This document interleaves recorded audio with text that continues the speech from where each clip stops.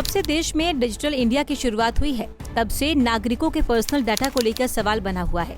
ज्यादातर कंपनियां डिजिटल के नाम पर आम नागरिकों के डाटा से खिलवाड़ कर रही है। इसी को लेकर अब केंद्र सरकार ने बड़ा कदम उठाया।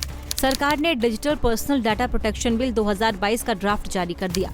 डाटा का गलत इस्तेमाल पर 250 करोड़ रुपए तक की पेनल्टी का प्रावधान किया गया है। सभी स्टेक होल्डर से सुझाव और आपत्तियां मांगे गए हैं। सरकार बजट सत्र में digital personal data protection bill 2022 पेश कर सकती है। गलत इस्तेमाल पर देना होगा 250 करोड़। भारत सरकार किसी भी तरह के डाटा को सुरक्षित रखने के लिए बिल लेकर आई है। बिना कंज्यूमर की मर्जी के डाटा का इस्तेमाल नहीं हो सकता। कंपनियां हर डिजिटल नागरिक को साफ और आसान भाषा में सारी जानकारी देनी होगी। किसी भी समय ग्राहक अपना कंसेंट वापस ले सकता है। वहीं गलत इस्तेमाल पर 250 करोड़ रुपए तक की पेनल्टी का प्रावधान है। सरकार चाहे तो राष्ट्रहित में एजेंसियों अथवा राज्यों को इसके एम्बिट से बाहर रख सकती है।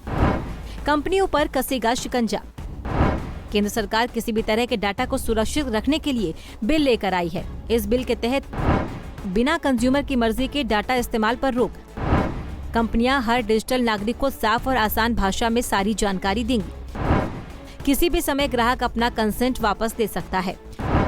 गलत इस्तेमाल पर 250 करोड़ तक की पेनल्टी का प्रावधान। सरकार चाहे तो राष्ट्रहित में एजेंसियों अथवा राज्य को इसके एम्बिट से बाहर रख सकती है। डाटा स्टोरेज के लिए सर्वर देश में या मित्र देशों में ही हो सकेगा। सरकारी एजेंसियां और संस्थान असीमित समय तक रख सकेंगे डाटा। इससे पहले भी सरकार संसद में पर्सनल डाटा प्रोटेक्शन बिल लेकर आई थी। सरकार की ओर से बताया गया था कि 11 दिसंबर 2019 को विधेयक को पेश किया गया। इसके बाद इसे संसदीय समिति के पास भेजा गया था। जेसीपी की रिपोर्ट दिसंबर 2021 में लोकसभा में पेश की गई थी। विपक्ष की आपत्तियों के बाद सरकार ने इसे लोकसभा से वापस ले लिया था। बिल वापस लेते वक्त सरकार ने कहा था कि कानूनी विचार विमर्श के बाद इसे पेश किया जाएगा। सरकार के मुताबिक इसमें 81 संशोधन प्रस्तावित किए गए हैं और 12 सिफारिशें की गई हैं।